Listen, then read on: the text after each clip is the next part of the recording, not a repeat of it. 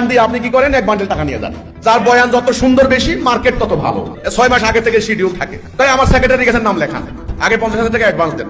এবার গলি ধরা এই কমিটি হচ্ছে, দেখতো হুজুর আধা ঘন্টা হয়ে গেছে, 10 মিনিট করুন, আপনারা আমার 40,000 টাকা দিচ্ছেন। এই হচ্ছে কোরআনের ব্যবহার। কোরআন কি এই জন্য নাজিল হয়েছে? আপনারা বলেন তো দেখি, কোরআন কি এই জন্য নাজিল হয়েছে? আমি কথা বললে তো আমাকে খ্রিস্টান, নাস্তিক, কাফের ফতোয়া দিয়া, আমাকে জবাই করার ফতোয়া দিয়া দিচ্ছে, অলরেডি দিয়া দিচ্ছে। আর কোনো লাভ হবে না, আমার বিরুদ্ধে ফতোয়া বাজি করে কোনো লাভ হবে না। ইনার কথাগুলো কিন্তু একদম সঠিক। কারণ আমরা আমাদের সমাজে, আমরা আমাদের মুসলিম সমাজে এটা দেখতে পাই যে আমাদের মধ্যে অধিকাংশই কিন্তু মৌলানারা এরকম রয়েছে যারা কিন্তু এই ইসলামকে ধর্মীয় ব্যবসা রূপে পরিণত করে ফেলেছে। তারা যেন টাকা ছাড়া কোনো ইসলাম সম্পর্কে কথা বলবেন না।